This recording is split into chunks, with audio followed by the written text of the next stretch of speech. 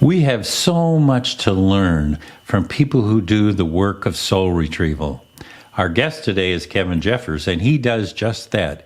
He helps souls who are stuck move from wherever they are into the light. This interview is packed with nuggets of really wonderful information about who we are and what the universe is made of and how we relate to it. So much so that I had to take notes. And so as you listen to this interview, I think there's 8 real nuggets that you're going to want to pay attention to. The first off, he starts right off with, what is soul retrieval? Good definition. And then who gets stuck and why? Now, the who gets stuck he solves right up front, but the why is interspersed throughout the interview. So stick around all the way to the end because he keeps addressing that issue over and over with different lenses. Then he addresses the topic of what we are and who we are and what is that our true nature. Fascinating. And then what's it like to retrieve the souls of children versus the souls of adults, and why has he chosen one for the other? And then about halfway through the interview, he spends some time talking about what happens when we enter into the light. I love that discussion. It's very, very similar to the descriptions of people who have had NDEs, and so it's helpful, I think, to be able to compare and contrast. And then it's like, well, why did we come into this physical world? And when he answers that question, he then gets into what's his number one rule for doing this work. So jot that down. And then we end up with a topic that I really didn't know much about, which is energetic attachment. So we spend a little time talking about what they are, and then how do we prevent them, and how do we get rid of them? It's easier than you think. So here we go with the bio for Kevin Jeffers. So what you need to know is that I've known Kevin for a long time. I first crossed paths with Kevin when he was a student of mine at the Monroe Institute and taking a class on the near-death intensive. He was an adept student, and when we talk, we typically have conversations about the nature and force of consciousness, the kind of stuff that you normally don't have with your coffee buddies, and for that, I'm ever grateful. Kevin describes himself as currently living in the Los Angeles area, where he is an artist with degrees. He is also a writer, an entrepreneur, and a lifelong experiencer of the grace and love of spirit. He keeps reminding me, quote, "You have the potential and capability of experiencing who you are. You have the potential to be a creator. Start to focus your life on your relationship with spirit, and all things will change." I find those wise words. So our topic for today is soul retrieval, spiritual service in higher consciousness after an NDE. So enjoy our interview with Kevin Jeffers.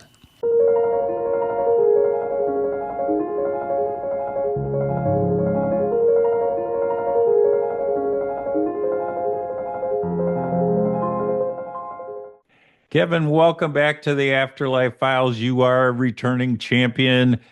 Great to see you again. Well, it's nice to see you, Scott.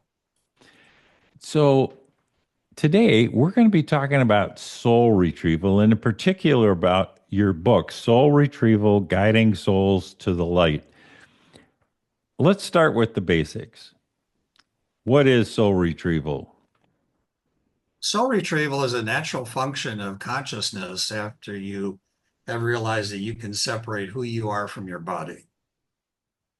And after you realize you can separate who you truly are in spirit from your body, then you have a lot of options of things that you can do. You can go out and play, have a good time, go check on your boyfriend or girlfriend. You can go to Vegas and see what hand the card player has. I mean, you can do all kinds of things. Okay. But for me, that's just that the ultimate silliness is to spend your opportunity that way.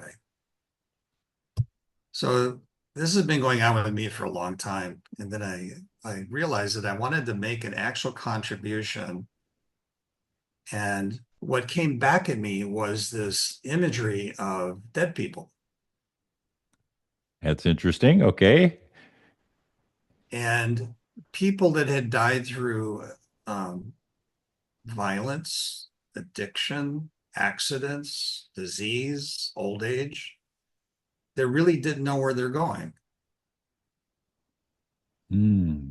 And so I spent the longest time trying to bridge the space. I still thought of things of having space at that point in my life. You know better now, so No better that's yet. another topic. Okay. Instantaneous reality. So I spent a lot of time trying to bridge the gap between these folks that had passed that didn't know where they were, or afraid, or frightened, or confused. I mean, the list goes on, and to bring them over into the light, which Hmm. is the ultimate destination of the soul. And so it was very technical. It was like building constructs and building vehicles. You know, I mean, when it got so silly that I was doing walkways. You know, you get on the walkway and then you go over to the other side and you end up in the light. It works, by the way, but it's just kind of like the ultimate silliness. How many millions of people die every day? 10 million, 6 to 10 million people die every single day for And so, various and you were building an escalator walkways. for him. Yeah, Yeah. it, I guess the line on that baby was long. it wasn't working. The problem is that I would go into the space and I would see the City of Lights. It was over there. I knew exactly where it was, but I couldn't get the folks that had passed over to the light because mostly because they didn't see it. Interesting. That How was come? the Why didn't they see it? because they're not attuned to it. They don't believe in it. They think it's nonsense, or no one taught them, or their priest said, or their rabbi or whoever said that no, you don't go there. You don't go that way. So it's not a reality. And then there's just simply the person who um, views the world as a dead end when they die. But then when they die and they discover it's not a dead end, it's just a transition point to a new form of consciousness, where do they go? There's not like signs at the subway where you have the big sign, you say take a right and then take a left and jump on the subway and get to your destination. It doesn't work that way. So they don't know where to go, they don't know what to do. And it frustrated me because I could see it. Hmm. And I was buying into the notion that a person who passed, and it didn't even have to be by violence or war, it just could be that old age, really nice folks passed, and they don't know where to go. Now, the good news is the majority of people who die have assistance getting to where they need to go into the light. That's the good news. That's the good news. So some sort Family, of escort or friends, yeah, somebody. Yeah. the angelic hosts, they have assistance getting to where they need to go next. But then there's this margin or percentage of people that don't have that assistance, or they don't believe in assistance, or they reject the assistance. There are truly people that die that don't want to go into the light. They're so immersed into the physical reality for various reasons that they're fascinated with or want to reconnect to the life, the physicality of human life, because they enjoy it. Or sometimes it's a little more than that. They have family members that they're worried about. A lot of people that see entities or ghosts or have dreams or relatives are just simply experiencing that attention that the one who was passed is giving to them in hopes of guiding them, Okay. protecting, moving them moving them along through life in a way that they can deal with it. Because as you know, life is brutal. And so some of the folks just hang around the physical world. Would you call them ghosts? I do. There you They're not go. ghosts. I mean, it's what is a ghost? A ghost is a very ephemeral imagery of some form of reality that we cannot articulate because we cannot fully experience it. There are people that you read about sometimes that talk to other souls of the past. They're the rarity. When it's a true, real experience, it's the rarity.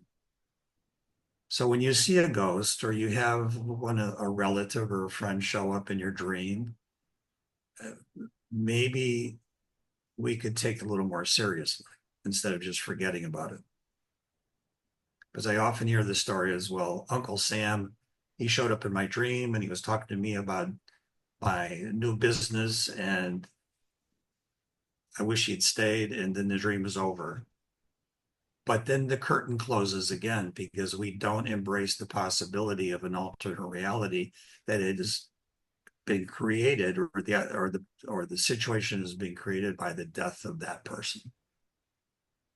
So you mentioned that if when a person leaves their physical body, they can go to a place, but if they don't believe that there are people there, they're helpers, or there's a city of light or something, it just doesn't happen. So Well, it goes then back to the very basic notion that we're creators of our reality. there you go.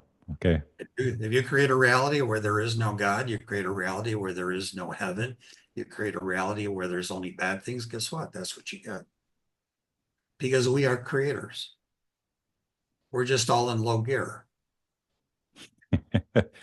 Well, then, how did you help them, shift into second? Well, so then, because I just was this is a process that happened every night for years of trying to figure out this thing. And then it dawned on me, why not get a bus? So from my ability to create stuff in the dream state, I created a bus. And Hmm. because I rather fond of the Beatles, it was a yellow bus. It wasn't a yellow submarine, but it was a yellow bus. I went to school in yellow buses. I get it. Yep. So I would go to locations, and this is the other interesting part. There's actually pickup points. Oh, I didn't know that. Yeah. Okay. It's kind of like the processing centers or where people tend to collect um, because they don't have nowhere else to go. And they really want to go into the light. They don't know how to do it. They don't have a methodology. They don't know how to articulate the process to go into the light. So the bus would go and pick them up, just like going to school. Hmm. All aboard, going to heaven. And I'm assuming that when you ran this bus, that people were, got on it readily. Oh, yeah. I thought it was total nonsense. I went back and I had to knock on wood when I woke up. Oh, is this real? Is this real? Is there buses? Are dead people going? It just made no sense to me, but it was occurring. There was no physical reference. There was nothing to verify that this was occurring. But I persisted because it kept showing up in my space when I meditated. Hmm. It wouldn't quit. So I continued this for another year and then finally graduated into cruise ships, into super jets that would pack in a lot of people. And it's just a long process of expanding my awareness of what the human, what the mind, what consciousness is capable of. Your ability to create is limitless. But because we live in this world, this physical world, we believe that our ability to create is limited. It's limited by time, it's limited by money, it's limited by age, it's limited by capacity. But that is what we chose to do when we came into this life. Now, when you step out of that, it's limitless.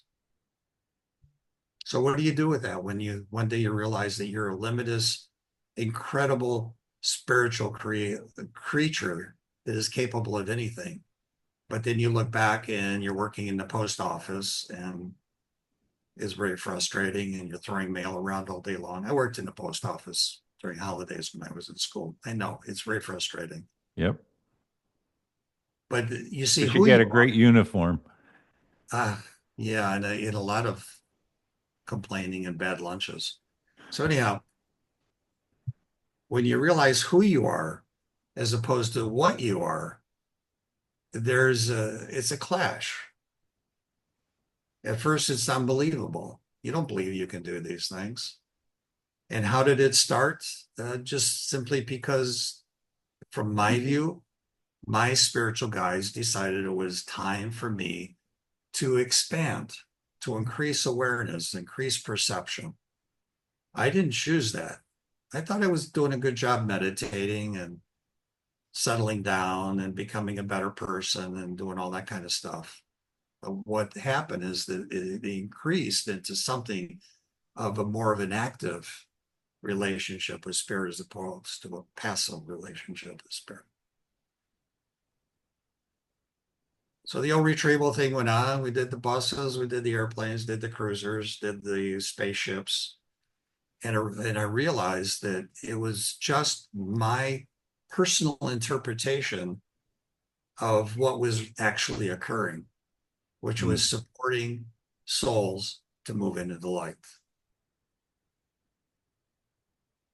And a And lot of that, go ahead. I'm sorry. no, a lot of that entailed personal contact. People in my family that had passed that were unable to move through for various reasons. Some as mundane as being alcoholic. They died from alcoholism. You die from alcoholism, you spend a lot of time putting yourself back together again. You die from drugs, it's the same deal. And it was the one-on-one interaction ultimately with children that made the difference for me. Oh, that's interesting. Okay. Well, how's it different? Well, children are different. They're it's when they're children, when you're a child, you're basically innocent. You have not experienced things or done things that cling to you. Children are fairly free of that.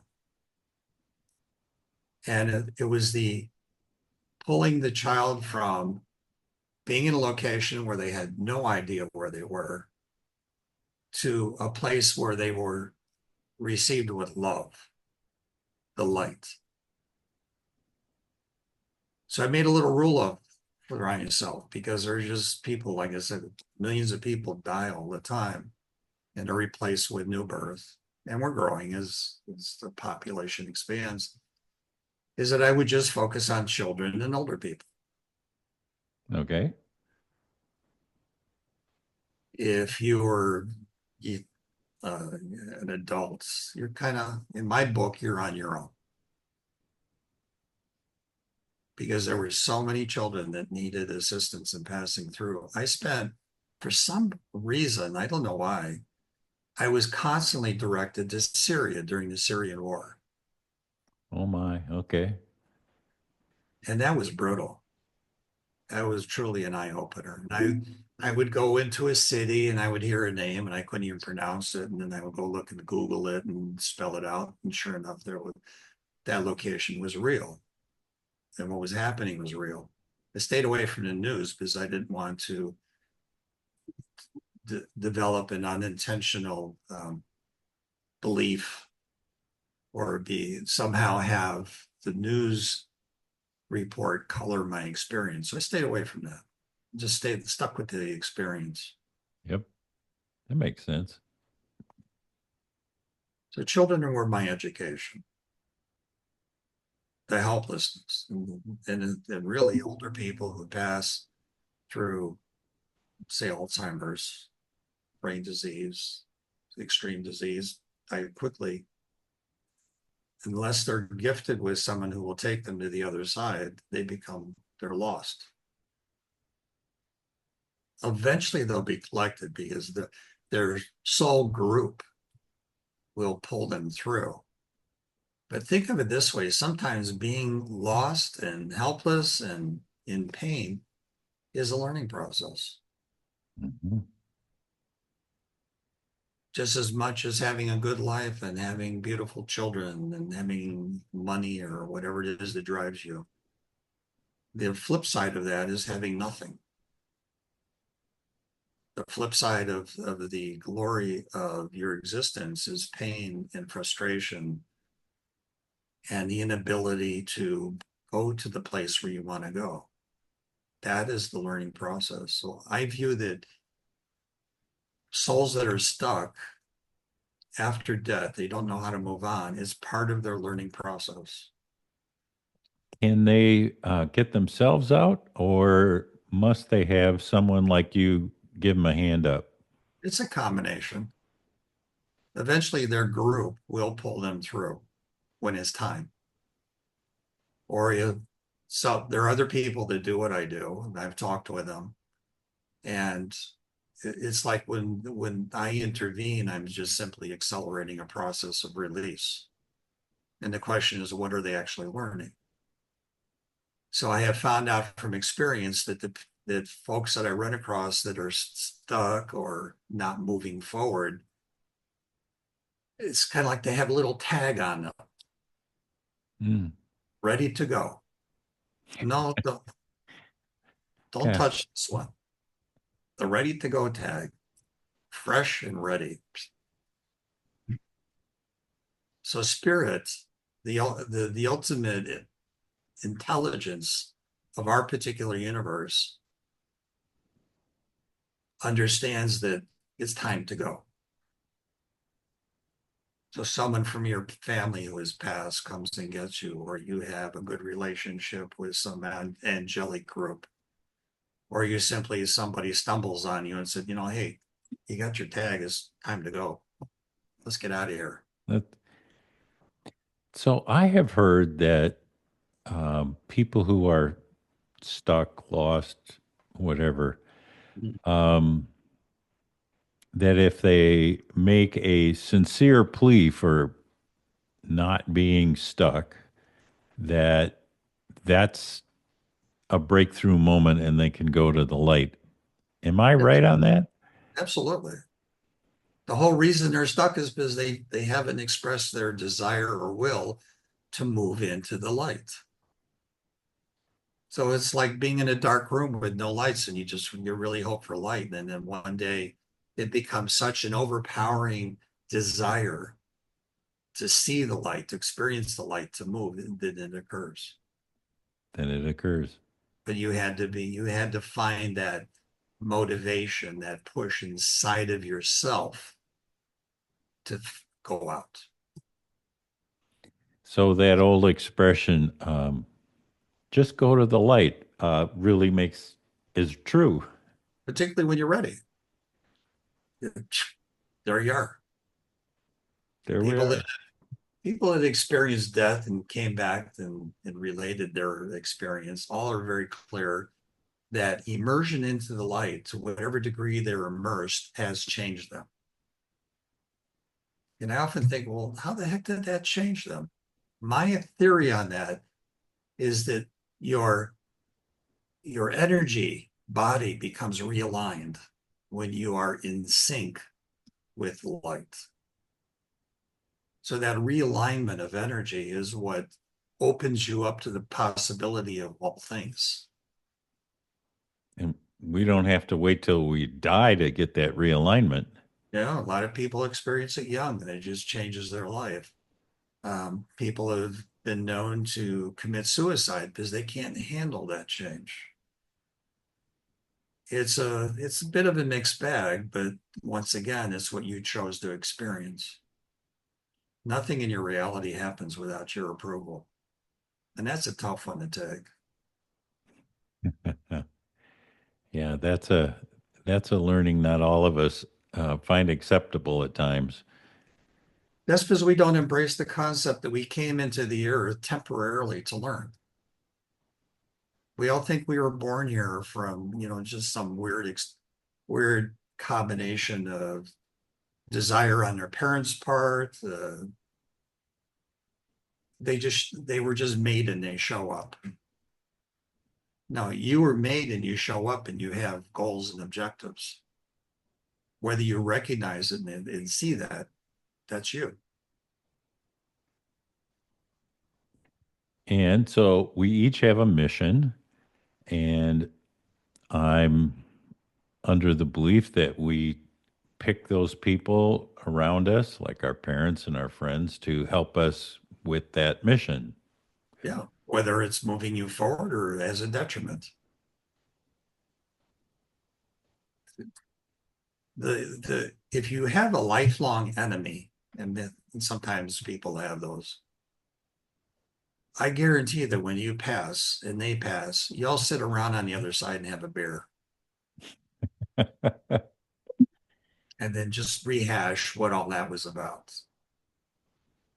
And how well each of you did playing their roles. Because in spirit, we are all one. We're all grouped. Everyone here is part of the larger group. Different aspects, different facets of the same thing. So, doing soul retrieval work, there must be some lessons that you picked up that are now foundational to your belief system. What might they be, Kevin? One of them is that if someone doesn't want to go, don't push them. My number one rule in the many years I've been doing this is to ask, do you want to go to the light? And if the answer is no, then I don't do anything. No, I'll catch you the next time I circle back around this spot, see what's going on. So that's the number one rule. You don't pull, you don't push, you don't grab, you don't do anything. And what I've learned is I put my hand, my spiritual hand out, Yeah. and they take it, they go. Surprises me how many people don't want to go, but then they change their mind when they realize I'm going. The opportunity is going out the window. Ah. Do you run into people who don't know what the light is? I've got a good example of that. Okay, lay it on me. There was a older man who was my mentor in business.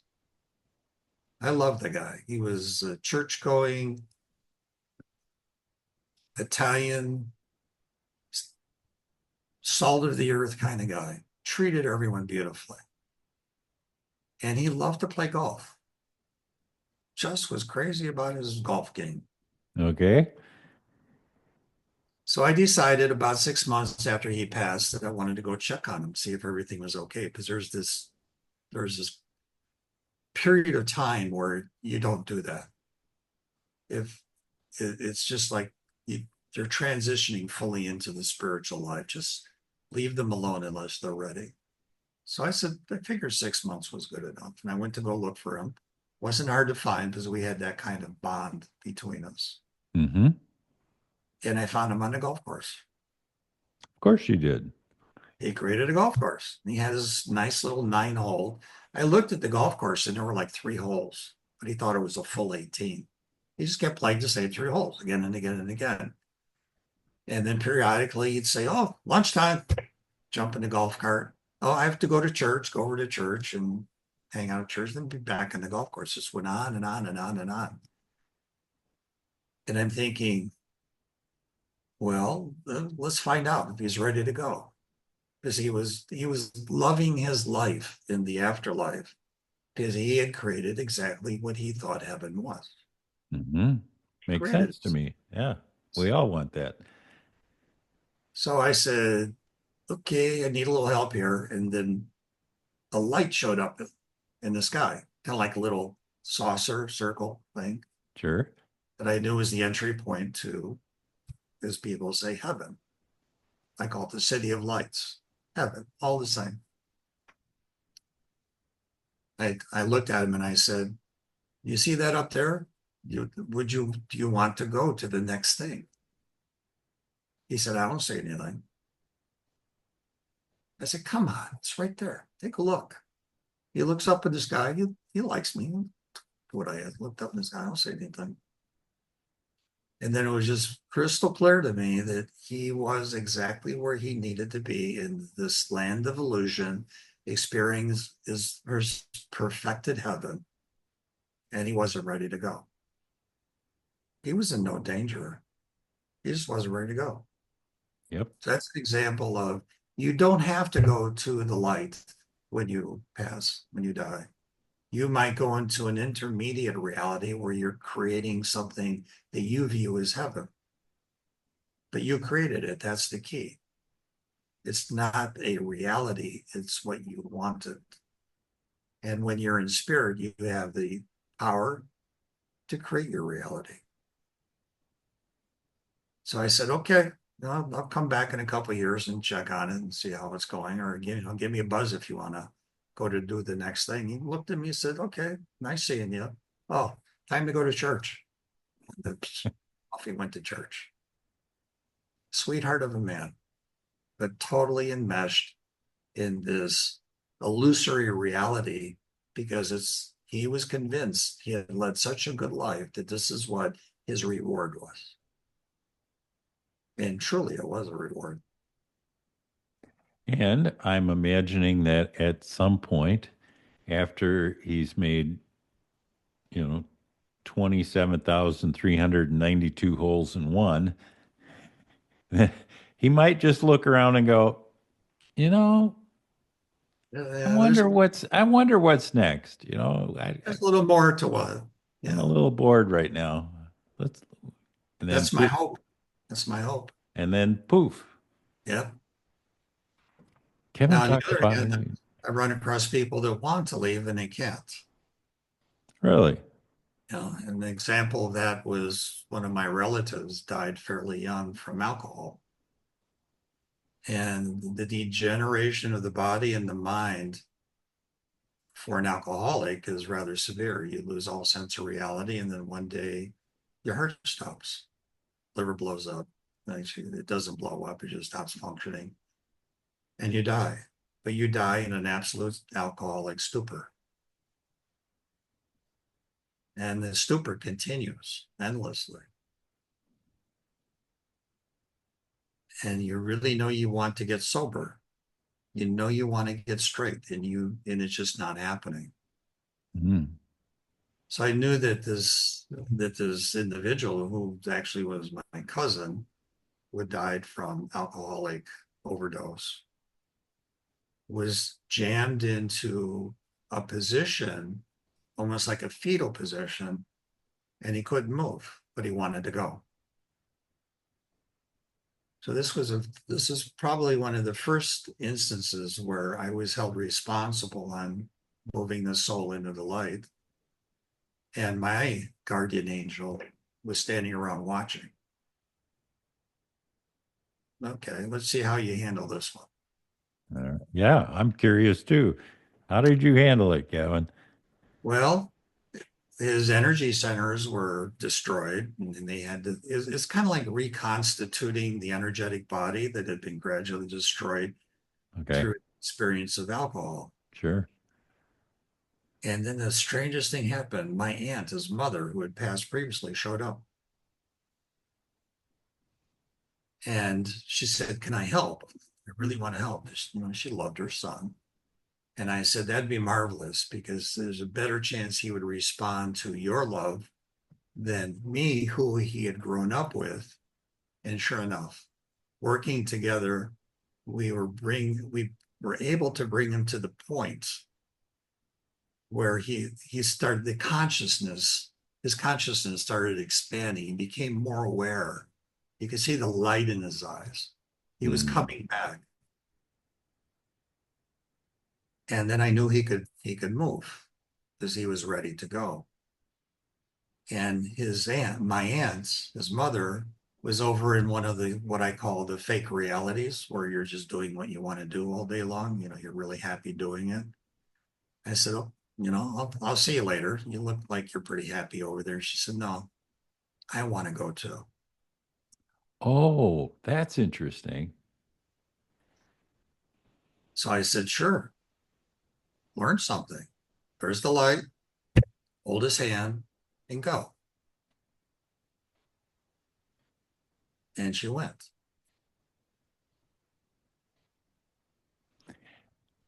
And can you follow them into the light, find out what happens, what they learn, or I can take a peek. a peek? Yeah. I can peek into the light. I can see pretty much what's going on, but then I can't stay for any length of time, or I would be joining them fairly soon. Mm. So I can really just get to the point where I can see what happens next.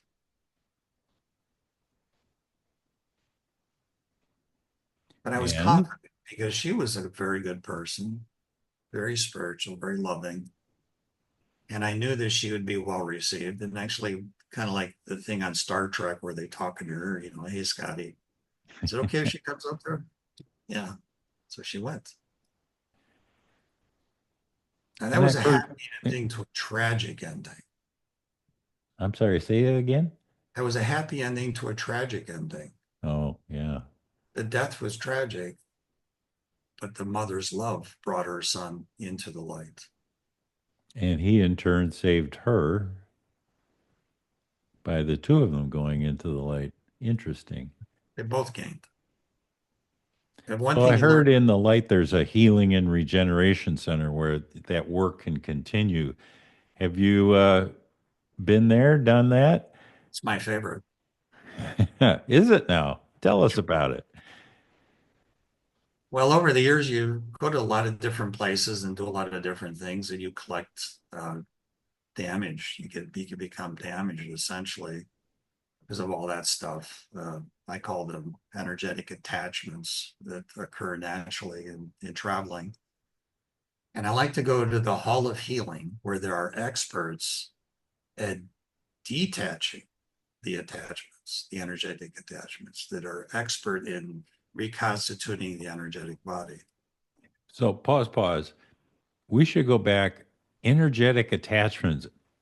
What does that mean? How does that work? How do you get them? How do you not want them? It just energetic attachments 101, please. Reality is vast. It is not completely what we think it is. There are spirits, there are ghosts, or all kinds of things that we don't see, we don't want to see, we don't embrace. And basically, they scare us spitless. There are forms of consciousness that are occupying the same space that we occupy that look for energy sources to exist and to Okay. grow. And the human body or the animal body is perfect because they can attach to the human body or the animal and draw energy, and we don't know what's going on. They're attracted to, probably you say they're attracted to the victim. Like lions are expert at cutting out the young and the sick from the herd for dinner. I've discovered with the attachments, the energetic attachments, I don't have a brilliant name for them, are the same thing. They find people that are damaged that they could attach to and pull from them. And it's not a fast process. It's a very, very slow process. Could take years, could take a lifetime. But we collect these, constantly collect them, and we're not aware of it. We might view them as being in a sad state or a depressed state or an unknown ache or an unknown pain. It could be a mental distortion. It could be a collapse of your reality. But what is doing this is a component of existence and consciousness that we're simply not connected to because we can't see them. Human beings are limited by what we can see. You could feel something, you can guess something, you can think that someone is standing next to you when there's no one there. But there's no proof that that's true because you don't see them. So we Mhm. rely on our senses, our basic senses. So what I call the energetic attachments are in free flow throughout our reality looking for dinner. And I'm simplifying that because to me, that's the way it looks. They attach themselves through energy connectors that go down into our nervous system and they pull energy from us. It's kind of like a trickle battery. It just very slow trickle of energy because there's no reason to damage the host. No, that would be bad planning. Yeah, run them dry. Absolutely, that's good. But just outright terminating them, well, no, it's not strategic. So we go to the Inner Healing and Regeneration Center. Um, and part of what happens then is that we can shed ourselves of these energetic attachments, get a cloak of invisibility for, Whatever you want. to keep future ones away. Mhm. There's a more simplistic approach that we can visualize ourselves wrapped in an energetic field that we generate naturally. Hmm. And it's an excellent protection against attachments. So we don't have to get abstract or scientific. We don't have to go out there, far out there. We just simply protect ourselves through concentration, meditation, and an entrustment that we are able to protect ourselves. So Because once again, again, it's about intention that we are creators that we we're an can. absolute believer we're creators of our own personal reality. So yeah, there are ways to protect yourself against attachments. Some of them are very old, some of them are very sophisticated, some of them you don't have a prayer to protect yourself. But then just the way things work, you pass and you get born again and you learn a bit more about how to avoid that in the future. Terrific. Again and again and again. I mean, just incredible the number of times because we signed on to experience the human reality and whatever it entails. It's our choice. It's our choice. We didn't show up here by accident. So we have a so I'm sorry, back up. You've written this wonderful book about soul retrieval, um, and you've done it for a long time. Can anybody do it? Can Yes. you Yeah. learn this? Because you Hang out decide. our own shingle? You know what?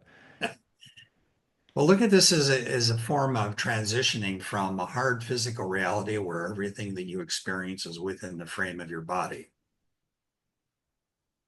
But then you have dreams and you have intuitions, and eventually you become curious. Eventually, it might not be one lifetime, two lifetimes, just eventually you become curious and you're leading yourself out from your body.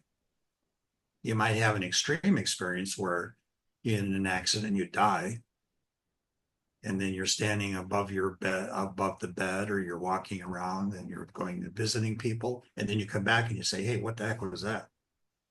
That's another way. Whatever it is that breaks you free of your physical being, and it could be trauma, it could be near death, it could be medications, medicines, it could be intoxicants.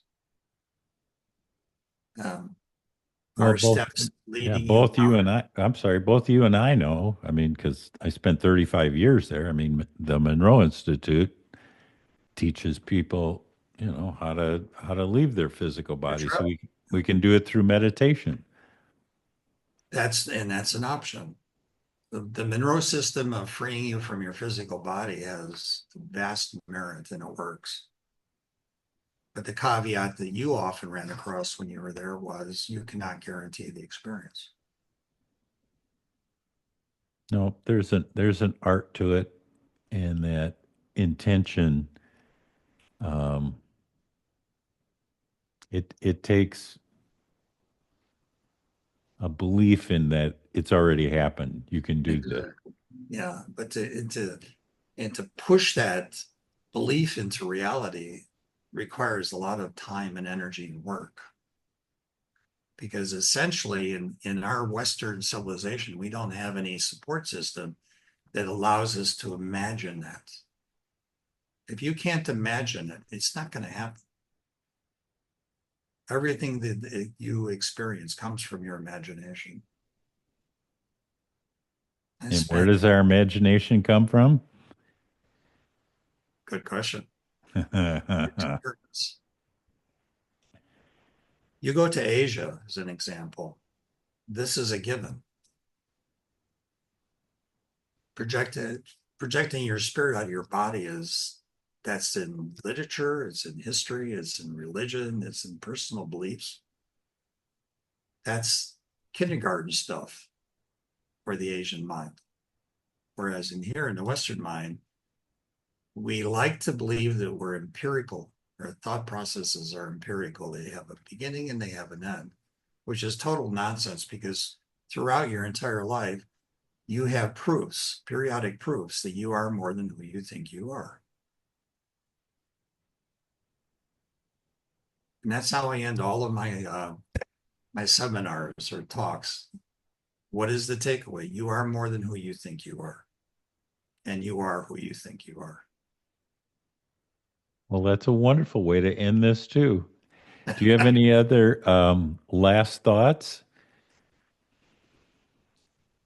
What I tell everyone who asks that same question, don't quit. And how can people find out more about you, Kevin? Well, I've written two books. One is called The Pattern. And do you have that book there? I do. It's right here.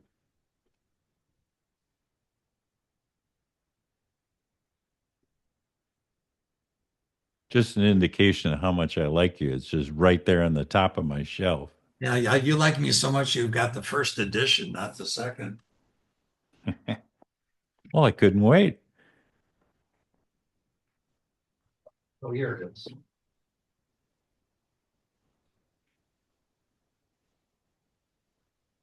See if we can see this.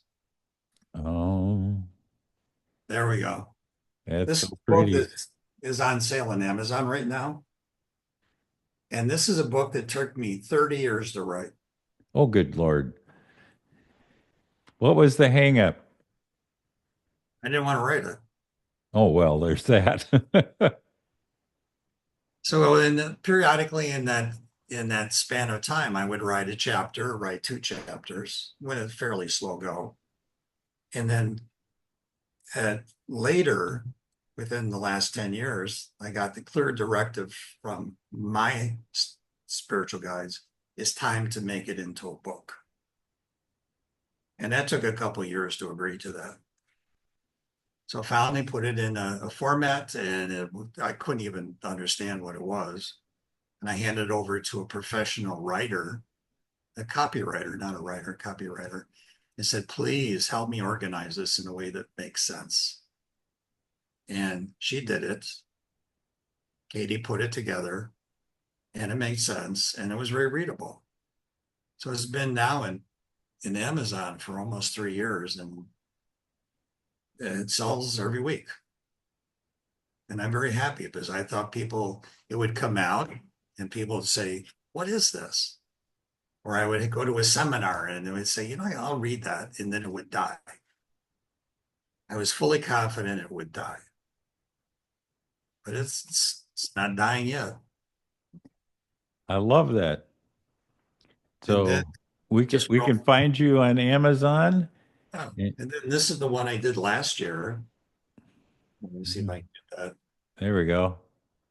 That is the hand touching the hand to retrieve them into the light. Oh, okay. Got it. And then it's full of different experiences. This one is called, um, gotta forgive me here, A Child's Retrieval.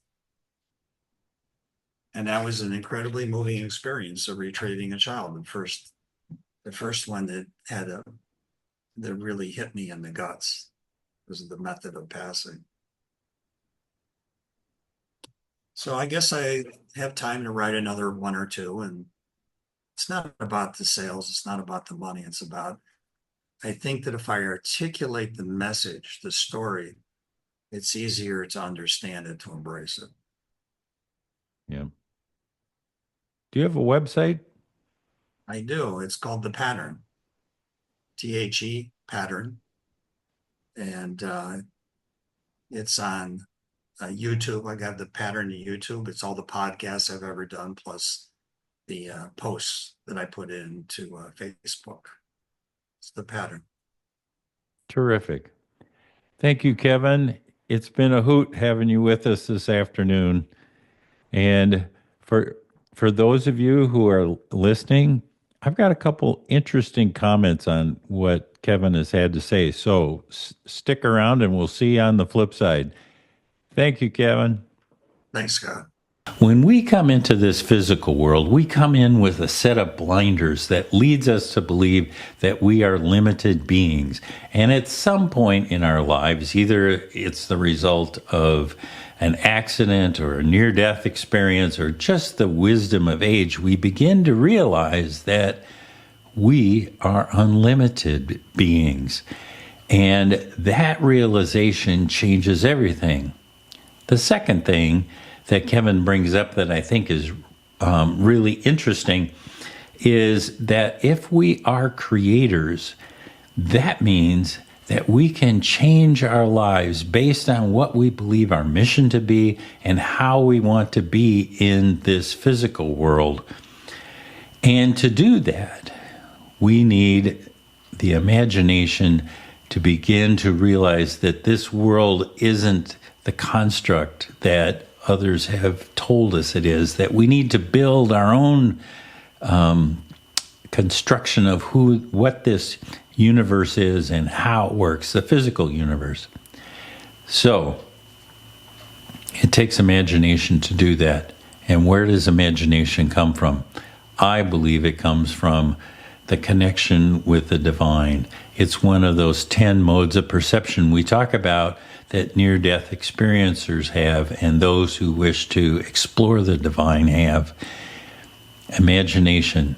It's a critical tool for exploring the non-physical universe, for changing the physical universe, and to begin to understand who we truly are. Thank you for joining us here at the Afterlife Files, and we'll see you on the next episode.